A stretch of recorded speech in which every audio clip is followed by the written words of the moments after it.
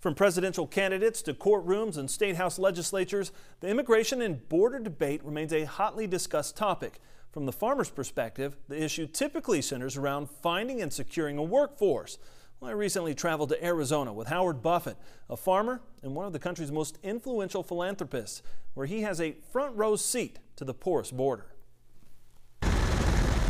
Flying above the Arizona desert, it's not hard to see the winding path of America's southern border.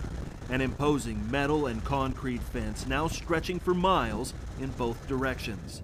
But down below, this rocky terrain known as the Tucson sector is one of the most heavily traveled drug corridors in the country.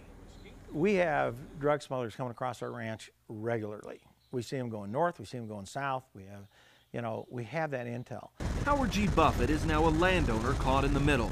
His foundation owns a ranch west of Douglas, Arizona, and is learning firsthand the challenges America's farmers and ranchers are facing. When we have a border that's so porous that you can just not move back and forth easily, but it can be penetrated, and it is penetrated. What they're doing is they're coming in and cutting the mesh and the center posts with anywhere from battery-powered grinders to chop saws, and bringing in full-size pickups full of marijuana. It's a story he's not alone in telling. John Ladd also ranches along the border. Last week, he and Buffett spoke earnestly with Arizona's new Attorney General. After 3 years of this, why isn't somebody here? In just the last 3 years, he's counted roughly 50 vehicles breach the fence along his property. Law enforcement is law enforcement, and really protecting the border is pretty much law enforcement. So you don't mix that with ideas that have nothing to do with it. What Buffett means is that border security and immigration are two separate issues. Border security is border security.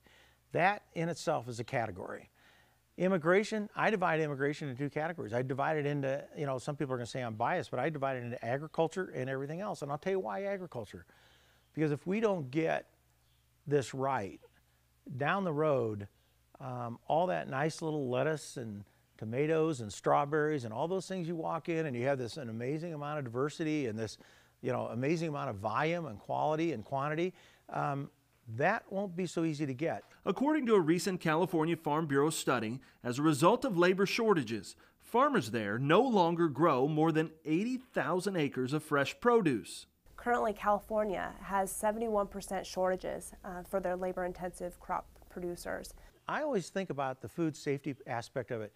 If we are growing something here in the United States, we have the EPA, the USDA, the FDA, we have all this regulatory oversight. If you want to start growing lettuce, tomatoes, strawberries in other countries, they don't have the same oversight. I see that as a food safety issue. Which is why Buffett and farm groups like AFBF are calling for agricultural immigration reform along with border security. A recent Farm Bureau study says just locking down the border could have far-reaching repercussions. The study estimates $30 to $60 billion in economic losses for agriculture production and 5 to 6% increase in food prices. So it does affect not only the producer side of things, but the consumer side as well.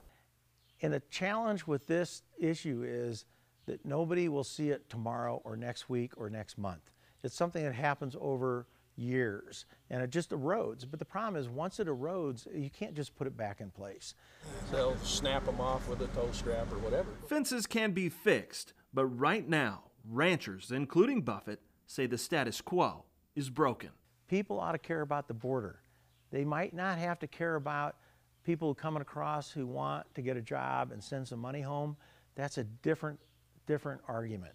But when we have people coming across this border that hurt our kids and hurt our society, we need to stop that, and we need to focus on that. That's not immigration.